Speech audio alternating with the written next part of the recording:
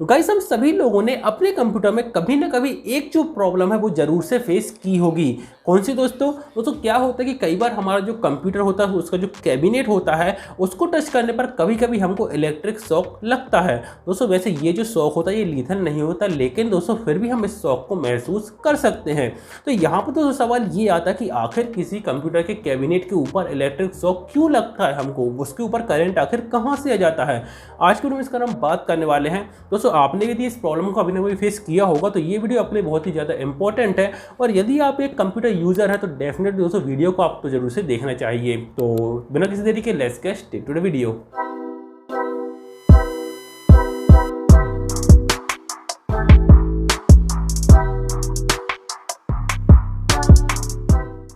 Guys यहाँ पर सबसे पहले हम ये जानते हैं कि आखिर हमारे कंप्यूटर का जो कैबिनेट होता है उसके ऊपर जो इलेक्ट्रिक करंट होता है वो कहाँ से आ जाता है। दोस्तों इसके लिए हमको थोड़ा सा जो सर्किट है उसको समझना पड़ेगा। दोस्तों हमारे कंप्यूटर में जो मेन पावर यूनिट होती है वो SMPS होती है, मतलब कि switch mode power supply SMPS होता है।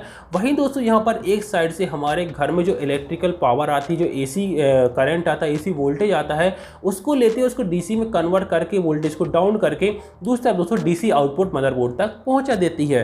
तो यहाँ पर दोस्तों जो SMPS होता है उसमें क्या होता है कि यदि हम देखेंगे तो वहाँ पर हमको 3 पिन देखने को मिलती हैं। यहाँ पर एक फेस होता है, एक न्यूट्रल होता है और एक होता है अर्थ। तो यहाँ पर दोस्तों जो अर्थ पॉइंट होता है वो दोस्तों यहाँ पर जो हमारा SMPS है उसकी बॉडी के साथ में कनेक्टेड होता है, और SMPS की बॉडी कैबिनेट की बॉडी के टच में रहती है।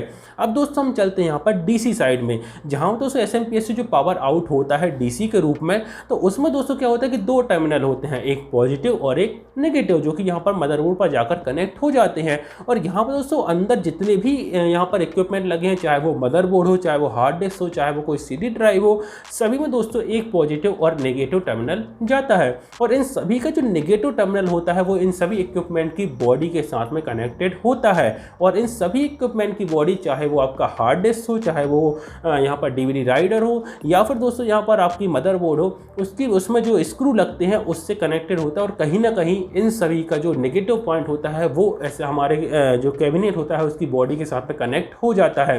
तो ओवरऑल दोस्तों घुमा फिरा कर यदि बात करें तो DC साइड में देखा तो वहाँ पर जो नेगेटिव पॉइंट होता है वो, और AC साइड में देखा तो वहाँ पर जो अर्थिंग पॉइंट होता है वो दोनों यहाँ पर कैबिनेट की जो बॉडी होती है, कंप्यूटर की बॉडी मतलब कैबिनेट, उसके साथ में कनेक्टेड होते हैं। गाइस अब यहाँ पर हमने देखा कि जो सारे पॉइंट है, चाहे वो AC साइड की अर्थिंग हो या फिर दोस्तों यहाँ पर DC साइड का नेगेटिव पॉइंट हो, वो कैबिनेट के साथ में कनेक्ट होता है, और जो कैबिनेट है वो मेटल का बना होता है। तो यहाँ पर दोस्तों ये चीज़ बहुत ही ज़्यादा जरूरी है कि वो जो कैबिनेट है वो यहाँ पर दोस्तों अर्थिंग होना चाहिए, वो ग्राउंड पे कनेक्ट होना चाहिए, जिससे उसके ऊपर मान लो कभी कोई करंट आ जाए, जिसको कि लीकेज करंट बोलते हैं या फिर दोस्तों जंपिंग करंट बोलते हैं, तो वो करंट दोस्तों बहुत ही आसानी से ग्राउंड में चला जाए। इसके लिए दोस्तों आप सभी लोगों ने देखा होगा, हम सभी अपने घर के बाहर दोस्तों अर्थिंग बनाते हैं, तो ये जो पॉइंट होता है तो वो जो अर्थिंग होती है वो इसी कैबिनेट की बॉडी के साथ में कनेक्ट होनी चाहिए। अब यहाँ पर दोस्तों कई बार क्या होता है कि हमारे घर में जो फिटिंग होती है तो वहाँ पर दोस्तों सिर्फ फेस और न्यूट्रल को कनेक्ट कर दिया जाता है और अर्थिंग पॉइंट को खाली छोड़ दिया जाता है, उसको प्रॉपर्ली ग्राउंड नहीं किया जाता। तो यदि ऐसा केस है आपके घर में भी, तो यहाँ पर दोस्तों आप लोगों को उसको ग्राउंड करना बहुत ज़्यादा जरूरी है। आपको दोस्तों घर के बाहर अर्थिंग बनानी पड़ेगी, और उस पॉइंट को, जो अर्थिंग वाला पॉइंट है, उसको आपको ग्राउंडिंग करनी पड़ेगी, जिससे आपके जो कैबिनेट है वो यहाँ पर इलेक्ट्रिक शॉक ना दे, क्योंकि उसके ऊपर कोई यदि करंट आता है तो वो उसके थ्रू ग्राउंड चला जाए। इसके अलावा दोस्तों हमको एक चीज़ का और ध्यान रखना पड़ता है कि जो पावर केबल या फिर पावर कॉर्ड का हम यूज़ कर रहे हैं हमारे कंप्यूटर में सप्लाई देने के लिए, जो कि हमारे SMPS से कनेक्टेड होती है, तो दोस्तों वो यहाँ पर 3 पिन होनी चाहिए, क्योंकि यहाँ पर दोस्तों 3 पिन है, मतलब कि उसमें एक फेस है, एक न्यूट्रल है और एक अर्थ है। तो अर्थ वाला पॉइंट बहुत ही ज़्यादा जरूरी होता है। तो वो दोस्तों यहाँ पर 3 पिन प्लग ही यहाँ पर होना चाहिए, 2 पिन प्लग नहीं होना चाहिए। यदि 2 पिन प्लग होगा तो यहाँ पर दोस्तों जो इलेक्ट्रिक शॉक वाली प्रॉब्लम है वो सामने निकल के आएगी। इसके अलावा दोस्तों आपको एक चीज़ और देखना होता है कि जो हम पावर कॉर्ड का यूज़ कर रहे हैं वो दोस्तों एकदम सही होनी चाहिए, वो कहीं पे फॉल्टी नहीं होना चाहिए। उसमें जो अर्थिंग वाला पॉइंट होता है, जो अर्थिंग वाला वायर होता है, वो दोस्तों पूरी केबल में प्रॉपर्ली कनेक्टेड होना चाहिए बोथ एंड तक, वहाँ पर दोस्तों बीच में कहीं फॉल्टी नहीं होना चाहिए। गाइस ये तो है कैबिनेट के बाहर की सारी बात है। यदि हम जाते हैं कैबिनेट के अंदर तो वहाँ पर दोस्तों हम लोग देखते हैं कि वहाँ पर बहुत सारे हमको कनेक्टिंग वायर वायर्स देखने को मिलते हैं, कनेक्टर्स देखने को मिलते हैं। और कई बार दोस्तों क्या होता है, कुछ कनेक्टर जो फ्री होते हैं जिनमें कोई डिवाइस कनेक्ट नहीं होता, तो वो दोस्तों कई बार क्या होता है कि कैबिनेट की मेटल बॉडी होती थी उसके साथ जाकर टच हो जाते हैं, जिस वजह से भी कई बार दोस्तों जो कैबिनेट है उसके ऊपर करंट आना शुरू हो जाता है। तो आपको इस चीज़ को भी श्योर करने के अंदर जितने भी वायर्स हैं आपके कैबिनेट के अंदर, तो वो प्रॉपर्ली टाई अप होने चाहिए, वो यहाँ पर कैबिनेट मतलब बॉडी के साथ में कनेक्ट मतलब उससे टच नहीं होना चाहिए। सो गाइस ये थे वो मेन रीजन जिनकी वजह से कंप्यूटर का जो कैबिनेट होता है उसके ऊपर दोस्तों हमको शॉक लगता है, उसके ऊपर शॉक महसूस होता है।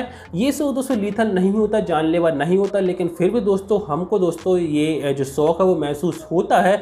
और यहाँ पर दोस्तों मैंने आपको बता दिया इससे सारे रीजन्स क्या क्या होते हैं, और यदि आपके कैबिनेट, आपका कंप्यूटर कैबिनेट है वो यदि यहाँ पर इलेक्ट्रिक शॉक दे रहा है तो आप दोस्तों क्या क्या करें, मैंने सोल्यूशन भी दोस्तों आपको इस वीडियो में बता दिए हैं।